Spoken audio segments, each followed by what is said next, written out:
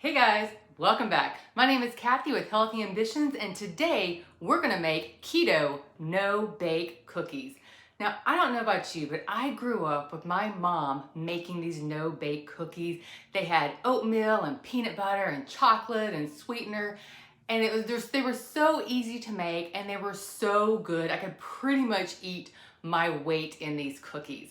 Now, there have been keto versions out on these cookies for a long time, and they, instead of having oats, because even though oats are typically gluten-free, they are not low carb and therefore not officially keto approved. And so a lot of the keto no bake cookies substitute the oats with shredded coconut.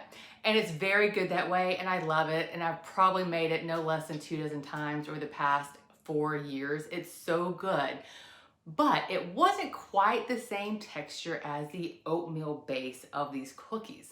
Well, I started thinking about it, and then I remembered that Carolyn Ketchum over at All Day I Dream About Food has a keto oatmeal cookie where she combines the shredded coconut with slivered almonds, and that gives even more of that oatmeal texture. And I thought, what a great idea to use that idea in these cookies. Guys, I will link Carolyn's recipe in the description box below. Her oatmeal cookies are truly amazing. In fact, I even took that oatmeal cookie and then I made oatmeal cream pies with it.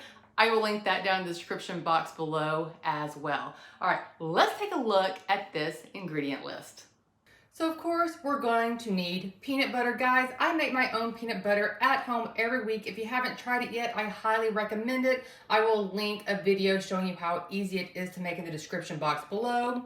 The oatmeal texture is gonna come from these slivered almonds and unsweetened coconut flakes. We're just gonna process them very briefly in the food processor behind those ingredients. You're gonna need about 2 tablespoons of butter, about 2 tablespoons of a granulated low-carb sweetener. I'm making mine chocolate, so I'll use a tablespoon of this Hershey's cocoa powder. And then just to amp up that chocolate flavor, I'm going to use stevia chocolate drops. And then you will just need a pan that is lined with parchment paper.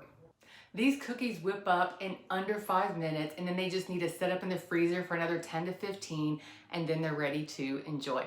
Guys, you're going to love this recipe. I know I do. Let's get to it. Let me show you how to make these keto no bake cookies.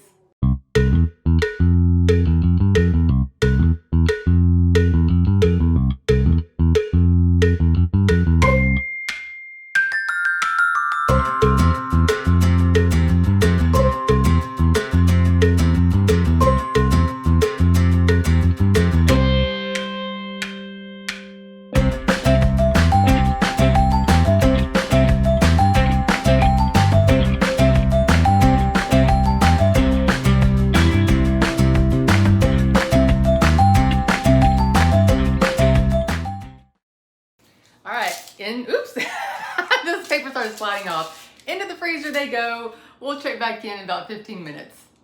And they're done. That was a quick 15 minutes. Guys, these are so good.